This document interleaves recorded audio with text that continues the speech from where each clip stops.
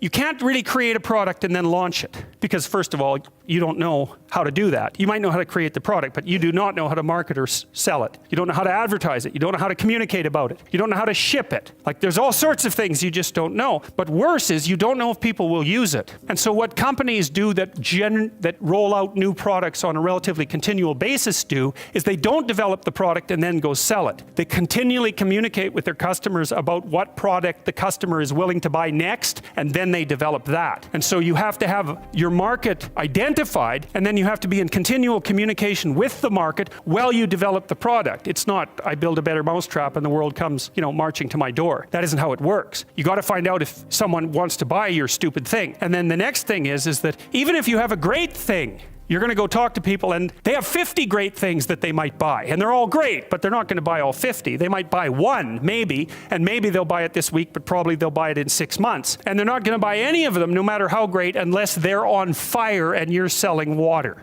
Because they're so busy already, right? They're so overwhelmed and preoccupied by their jobs that if you come in and you say, well, here, this is going to increase your efficiency by 20%, and here's the 3 weeks you'd have to spend doing that, and then the payoff would come in the next years, they'll say, yeah, well, I'll do that as soon as I have time. As soon as I have time is never. So if they're on fire and you have water, you can sell it to them. But that's all, because otherwise it's a no-go. Those are all things that are worthwhile knowing, because they're very hard to learn. And very comically, I mean, if you would have told me when I first started developing these tests that one of the reasons corporations wouldn't buy them was because they worked, that I would have just thought, really? I mean, come on, really? That's really the reason? It's like, yeah, that's the reason.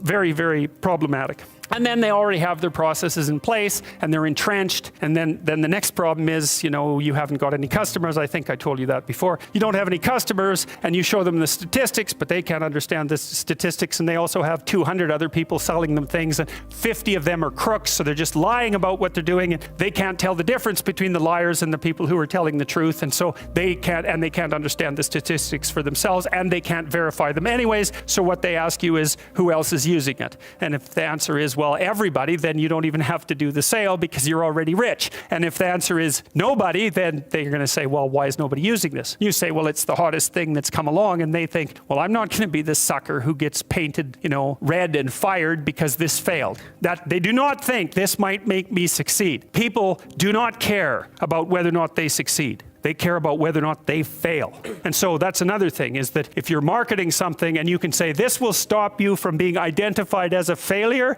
then people might be happy about that. But if you say this will really help you succeed, it's like, no, I don't want to succeed. I just don't want to fail. I don't want to succeed. I just want to be invisible and be left alone. And if you're looking for people's fundamental motivation, that's it. It's they want to be invisible and they want to be left alone.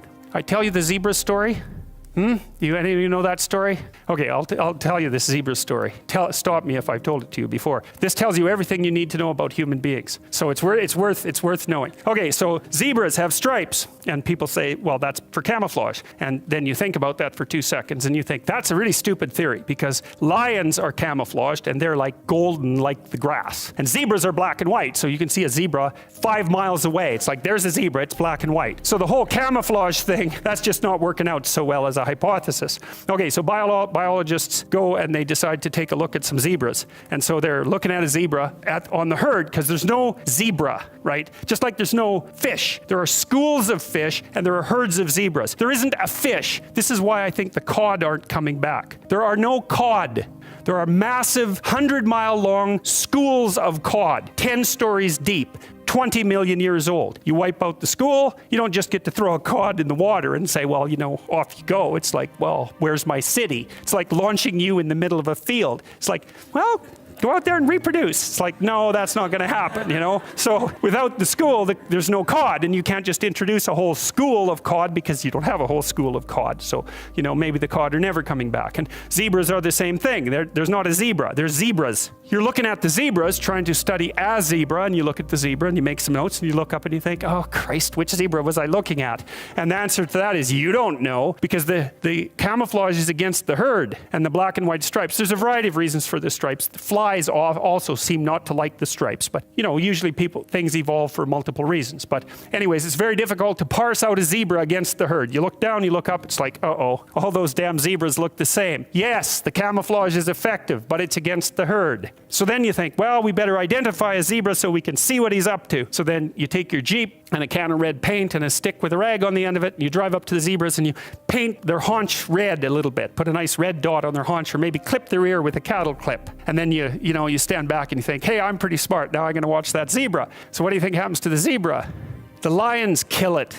Right, because lions, they're smart, right? Hunting animals are smart, but they have to identify a zebra before they can organize their hunt. They can't just hunt the whole herd. They have to pick out a zebra. And so maybe it's like a zebra that's got a sore hip or something. And so you think, well, nature's kind. It just takes the weak.